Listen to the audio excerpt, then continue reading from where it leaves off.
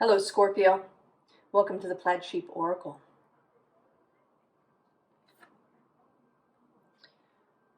You begin with this gathering card.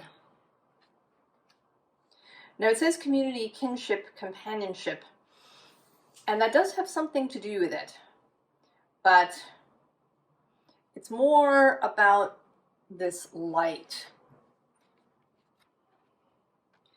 that it's an invitation,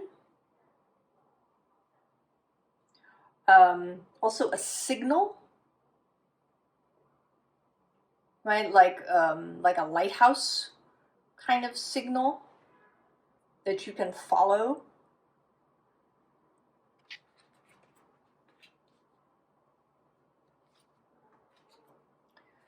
So the first card here is this Strength card. But I see this as you, Scorpio, and you've been imagining this flower, envisioning it. I don't know what it is. It could be many different things for different people, this flower. And so far, this imagining has been a very private affair. Below this we have the Hermit, and then the Star, with this lone frog leaping for the star. So it's been a solitary activity. Maybe you've been doing it in meditation, maybe you've been writing about it, maybe you've just been thinking about it, right? Imagining this flower. And at the bottom of the deck, we have this source of fire, which it feels like has been invisible to you up until this point.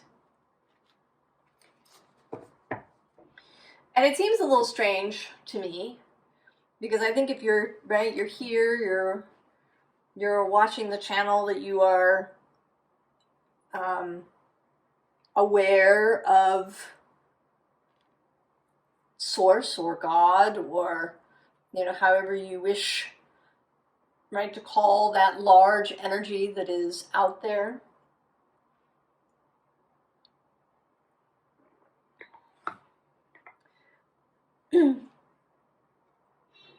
But somehow in the building of this flower, in the imagining of it, you haven't really been considering Source's input. And maybe that is about your cosmology, how you envision your place within the greater spiritual universe. But maybe it's just that you've been so focused, so absorbed, that you thought of this flower really as just yours, just your own, your human selves.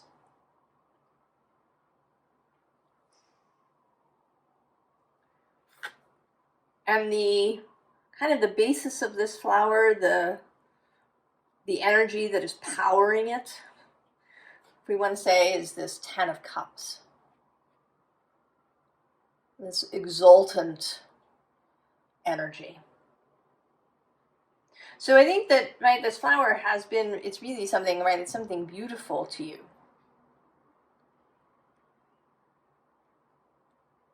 And so maybe you haven't, I don't know, maybe you didn't want to share it, perhaps, in some way. Or that this energy was so big that it kind of took up all your focus, this internal upwelling of emotion. But now, you kind of have come back I don't want to say come back to yourself because you've been with yourself, but come back kind of to a broader awareness. And today this flamingo looks sort of cross to me. Like he's discovered that his foot is trapped in these feathers. That he's only, right, he's kind of only got the one leg.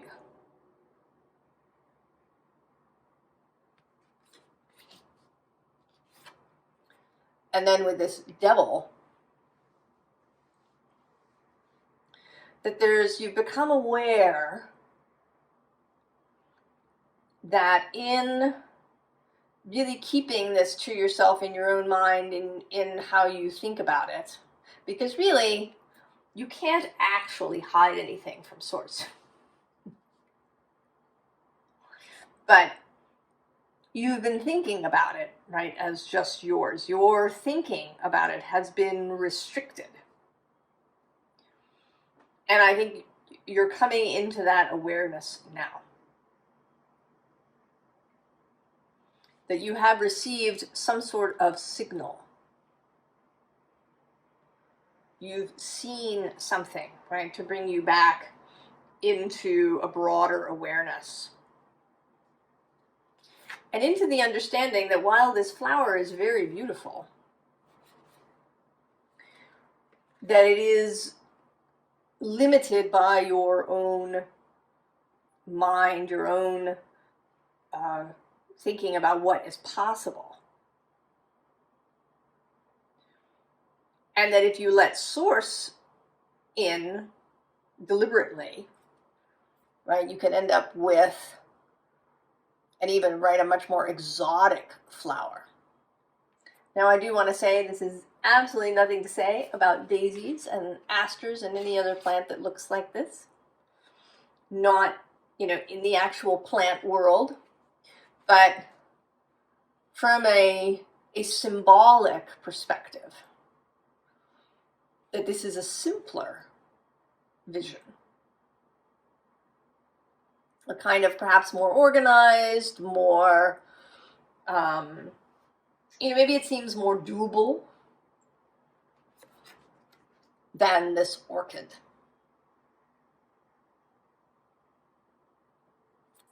Which is more complex. Has more layers. Seems perhaps like it isn't really possible, or it's too complicated.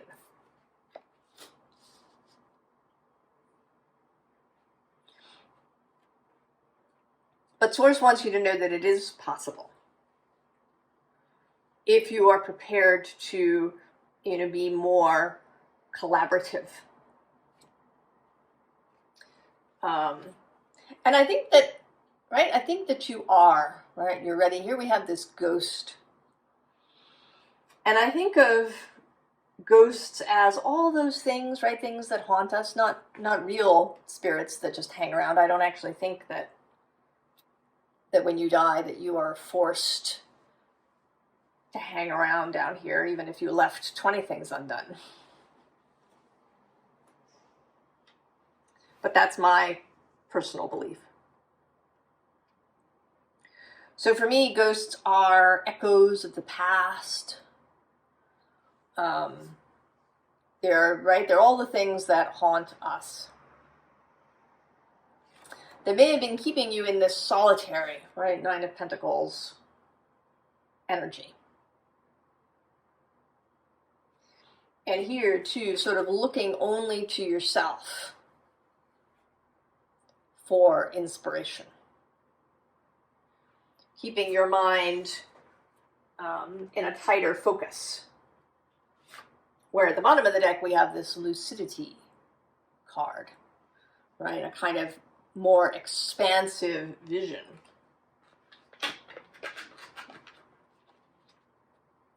And initially you may be feeling some defensiveness about this, perhaps with this Five of Wands. Maybe you really enjoyed the idea that it was all your creation.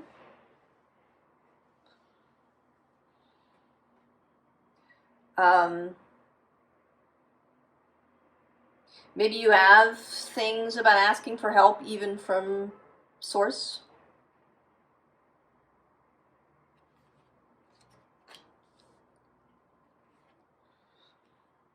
But you are being asked, even though it may feel initially like falling. Or like you don't know how to do it. Maybe that's part of the issue. My aunt, who lived in a very rural place and had lots of birds in her backyard, once told me about watching a parent bird teaching their fledglings to fly. And encouraging them, and, when they kind of just fluttered to the ground, kind of going down there and saying, it's okay, good job, try it again. Occasionally kind of shoving somebody off the branch. So it may be that you feel like you don't know how to do it.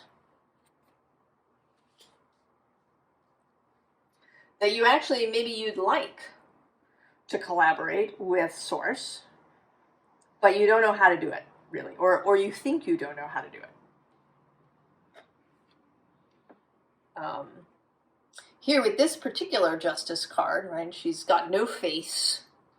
There's all this kind of stuff going on. This never looks like a particularly balanced card to me. Right, there's like a heart kind of thing in one scale, and I don't know what's going on in the other scale. There's, birds and this police officer down here at the bottom, and right, there's all kinds of weird things going on in this card. So it may just feel really confusing.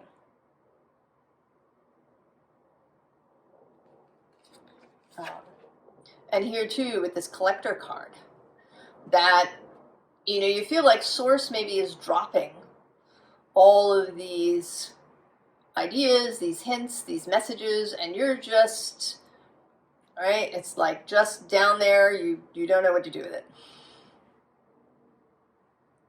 Maybe this has been your experience so far when you have attempted to collaborate with your wider self and with Source.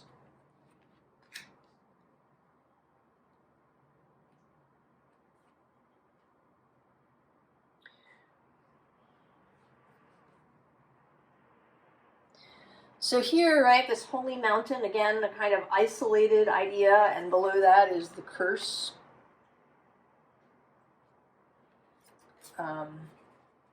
Some reason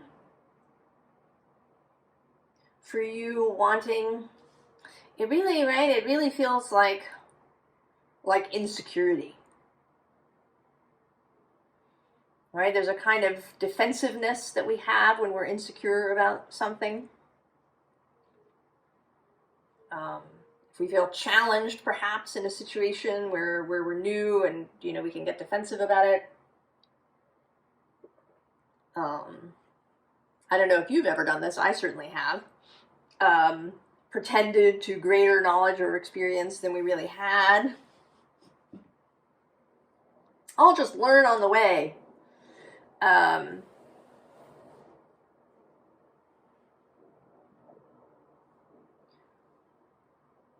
So this discomfort with the collaborative process, with joining in this gathering, because it isn't, of course, just your own wider self. There's your whole fellowship, and we all have one, whether we speak to them or not. There are other voices, and I think all of us have different mixes. Some of us may have many ancestors that come and join, and others might have, people from the past who have a similar occupation.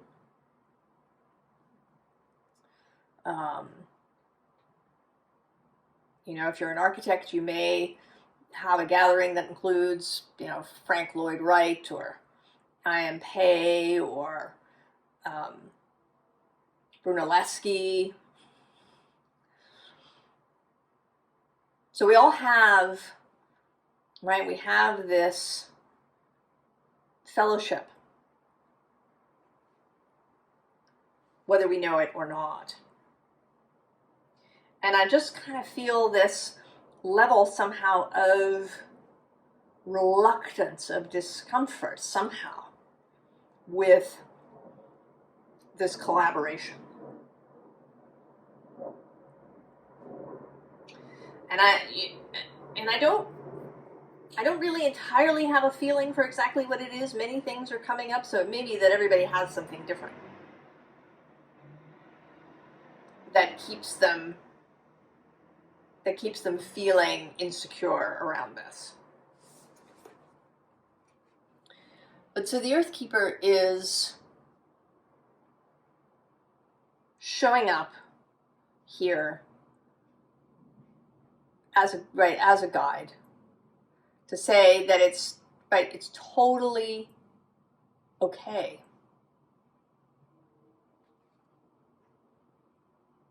Right? What's needed is just willingness. Just a bit of openness. And a willingness to experiment. To maybe try different things. You know, and maybe to try things that just occur to you. You know, as opposed to anybody else's idea about how to communicate with spirit.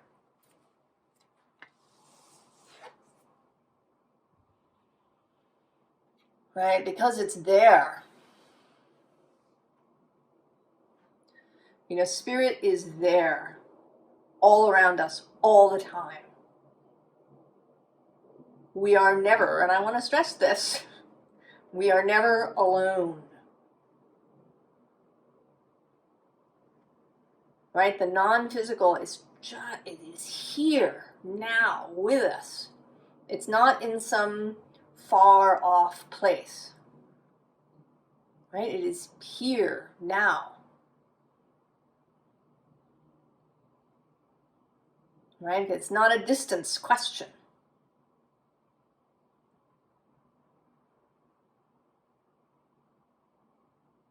It's a perception question. An openness question. And, you know, I would also, you know, spirit is not constrained.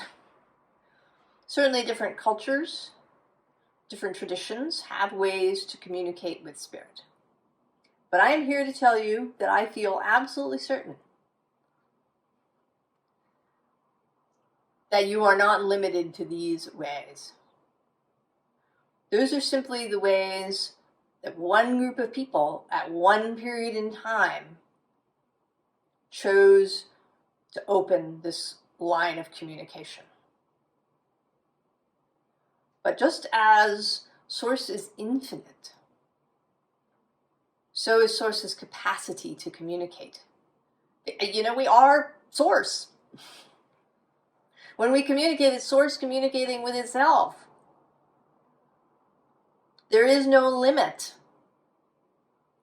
There is no restriction except in our own minds.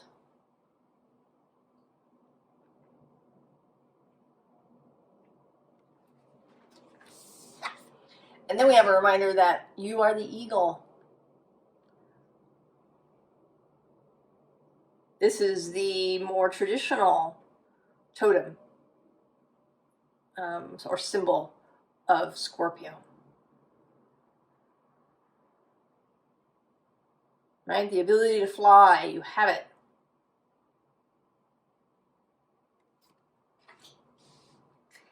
And then maybe what's required here, perhaps,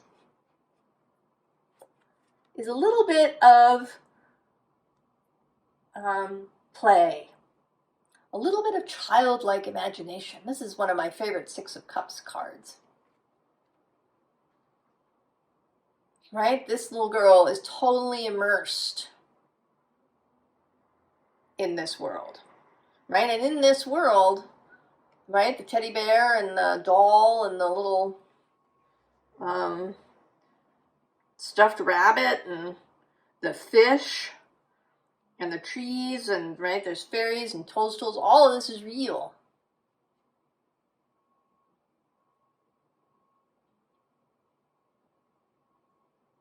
And she feels it, right, and knows it, even if, you know, some adult were to walk into the situation and just see a bunch of stuffed toys. That spiritual reality is as real as this physical place.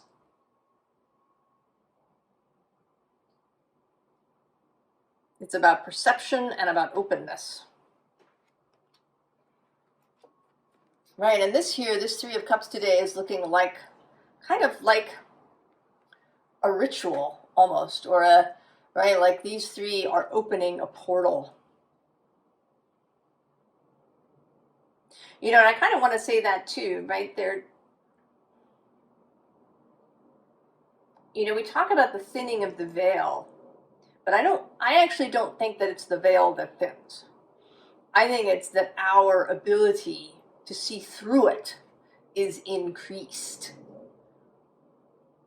during certain times of the year because of the energies and because of where our minds go.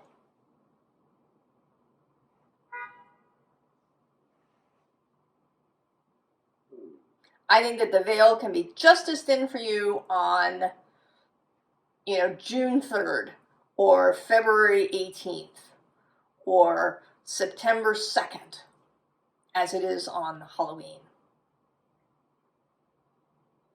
if you allow it to be so.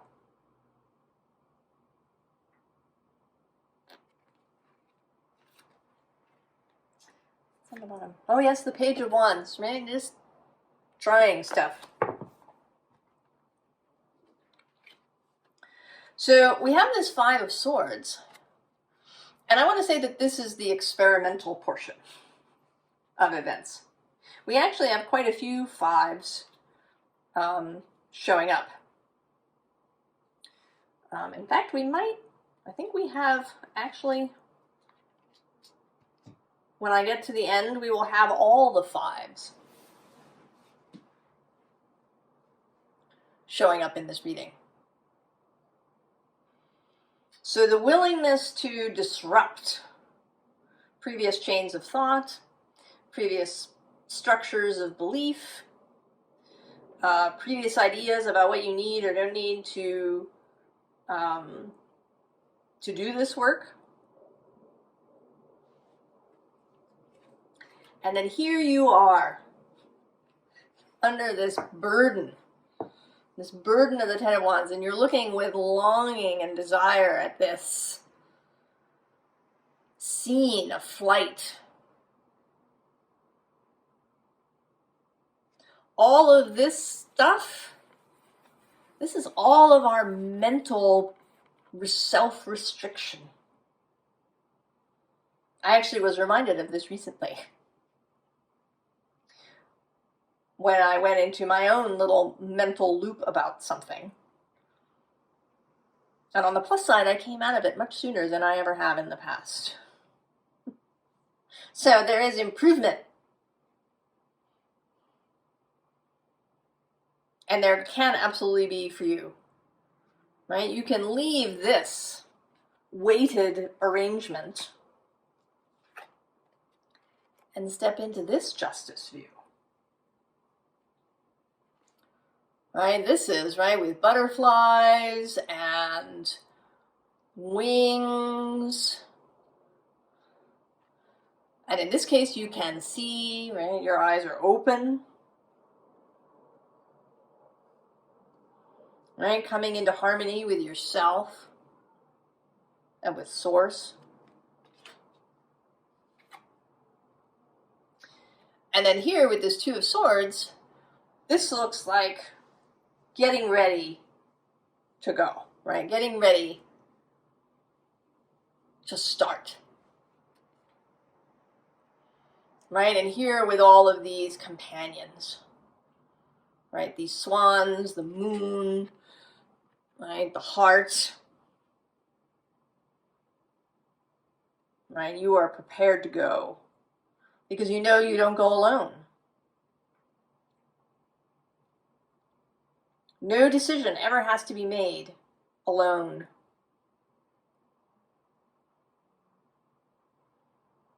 I know we can, right? We can get spun out. We can get all tangled up in our own head.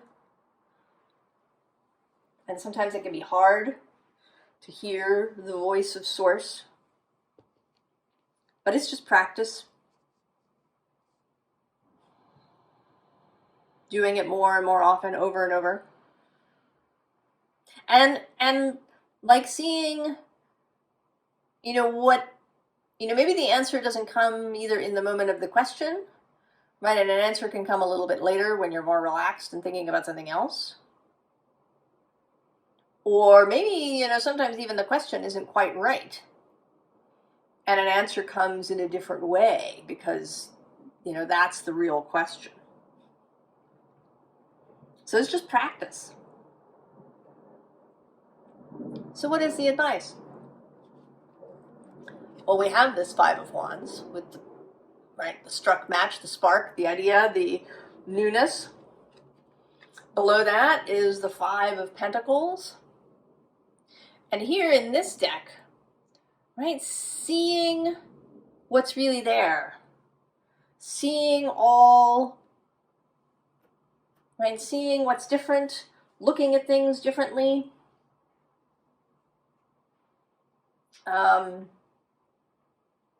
There's a book on mindfulness, not Buddhist mindfulness, but the opposite of mindlessness, right? Paying attention.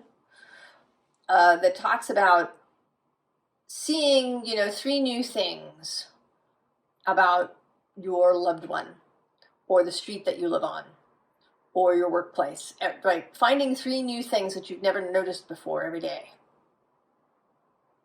So seeing what's new. And then at the bottom of the deck, we have the 4th 5, the 5 of Cups. Doing your best in whatever way you can to get out of the maze of your own mind.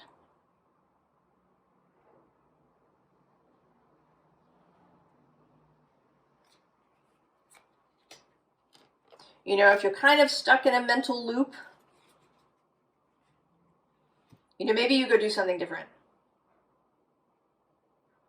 Or you just find some way to make yourself feel a little bit better.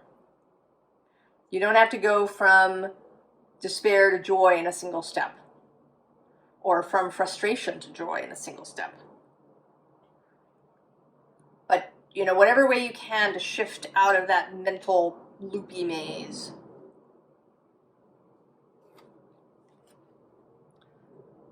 And then the moon, right? Open yourself up to possibilities, to magic, to the messages that may be coming in strange ways, perhaps that you hadn't considered.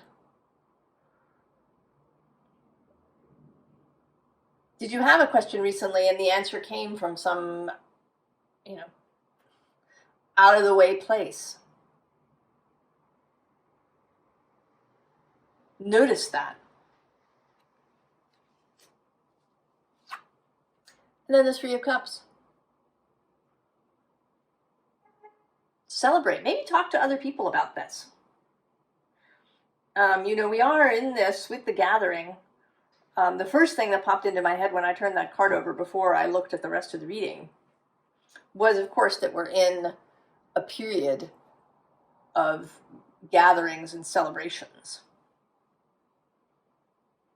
And maybe if you've been isolating yourself, right, with that Hermit card under Strength, perhaps, engrossing yourself in this flower, get out. Go talk to people. Go have some fun. Get social. Celebrate something.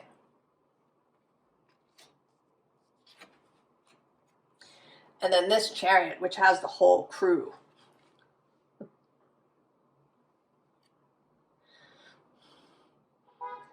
right? It's the whole crew waiting for you, ready, right? Ready to join in this collaboration, to lead you from this beginning into, you know, a brighter, you know, maybe more complex or more ornate or more luxurious, or more involved with other people version of this flower that you've been envisioning. Scorpio, I think it's exciting. I want to know what the flower is and what it becomes. So come back and tell us. I wish you all the very, very best, Scorpio. And I will see you next time. So long.